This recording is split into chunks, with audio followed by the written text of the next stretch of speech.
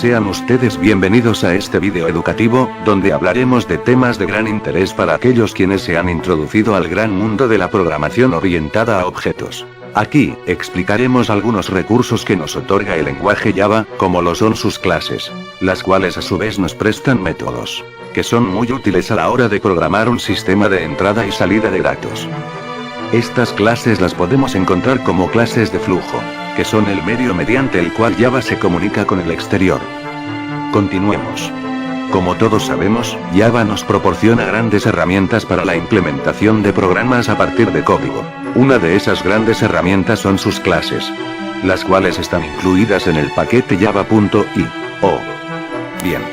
Empecemos por conocer que la clase File cuenta con 4 constructores sobrecargados, los cuales son: con un parámetro string, que puede ser el nombre del archivo a analizar, con 2 parámetros, uno string el cual nos pide la ruta de nuestro archivo, y otro igualmente string, el cual nos pide el nombre de nuestro archivo.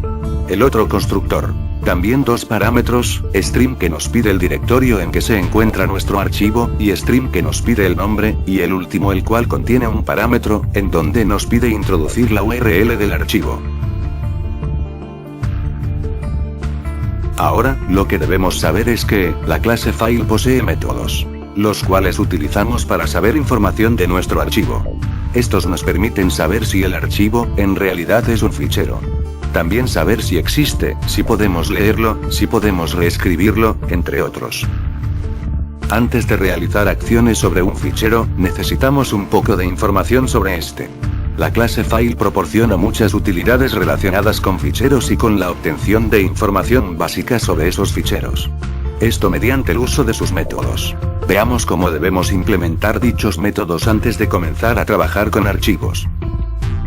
Por lo anterior, debemos crear objetos de la clase File, y así empezar a trabajar con ellos. Ya con los nuevos objetos creados podremos saber más sobre los ficheros que deseamos analizar, esto aplicándole los métodos de la clase File. Por primero, debemos saber si el archivo que deseamos escribir ya existe. Ya que si no, si intentamos escribir un archivo que ya existe con FileOutPutStream, se desechará el contenido de ese fichero sin advertir de esto. Y como vimos, podremos utilizar cualquiera de los constructores de file, dependiendo de lo que querramos pasarle como parámetro.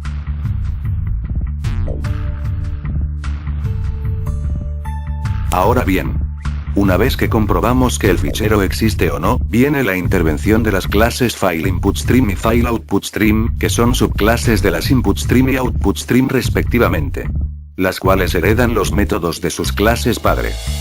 Y debido a que las superclases son abstractas y no podemos crear instancias de estas, utilizamos sus subclases, para poder implementar sus métodos heredados. Estos métodos son read y write, los cuales nos permitirán crear el flujo de archivos. Aquí un diagrama de cómo se estructura este tipo de herencias entre clases. Otro método interesante implementado por las subclases de InputStream y OutPutStream, es el método close. Este libera los recursos utilizados por el sistema, y como consecuencia, hace que sean imposibles posteriores operaciones de lectura. Tengamos en cuenta que siempre se debe cerrar un objeto InputStream, OutPutStream, mediante el método close, cuando se haya dejado de utilizar. Las signaturas de dichos métodos son int read, throws y exception, int write, throws y exception, respectivamente. Y para ambos casos, void close, throws y exception. La parte throws y exception es para estar conscientes de que estas instrucciones son potenciales a arrojar excepciones a la hora de ejecutarse, de las cuales hablaremos más adelante. Los objetos FileInputStream típicamente representan ficheros de texto accedidos en orden secuencial, byte a byte. Con FileInputStream, se puede elegir acceder a un byte, varios bytes o al fichero completo. Como podemos ver, para abrir un FileInputStream sobre un fichero, lo podemos hacer de 2 maneras. Se le da al constructor un string, o bien, un objeto file. Una vez abierto el FileInputStream, se puede leer de él. El método read también está sobrecargado, por lo que nos presenta varias opciones. IntRead, que lee un byte y devuelve -1 al final del stream. IntRead byte b, que llena todo el array, si es posible. Devuelve el número de bytes leídos o -1, si se alcanzó el final del stream. Int read, byte b, int offset, int longitud. Que lee la longitud de bytes en B comenzando por B offset. Devuelve el número de bytes leídos o -1, si se alcanzó el final del stream. Veamos cómo quedaría una instrucción para ver un fichero. Primero podemos declarar un objeto file input stream y las demás variables que necesitamos. Encapsulamos en un try catch la instrucción para mandarle un stream como nombre de un fichero al constructor de file input stream. El encapsulamiento es para el manejo de excepciones. En la parte de hacer algo, podemos decir cualquier instrucción que querramos. Nuevamente encapsulamos, y usamos el método read, con su parámetro que recibirá una serie de bytes que llenarán el arreglo de tamaño 1024. Finalmente le asignamos a S un valor donde ya interviene B. Y así estaríamos leyendo el archivo que se escribió como parámetro en el file input stream. Al igual que file input stream, file output stream cuenta con varios métodos write. Esto, parecido a los métodos read, los métodos write son int write, int c. Escribe el carácter en el fichero. Que aunque sea declarado como int, es transformado a byte. Esto es porque habitualmente es el resultado de una operación previa. Int write, byte a. Escribe el contenido del vector en el fichero. Int write, byte a, int of, int len. Escribe len caracteres del vector a en el fichero, comenzando desde la posición off.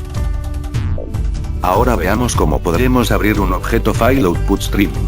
Y al igual que los objetos file input stream, lo podemos hacer de dos maneras. Declaramos nuestro objeto y le asignamos el nombre de un fichero como parámetro. O bien, le pasamos como parámetro un objeto del tipo file. Entonces ahora veamos un ejemplo de cómo escribiríamos un fichero. Declaramos nuestro objeto del tipo file output stream y las demás variables que utilicemos. Le asignamos como parámetro el nombre del archivo de salida.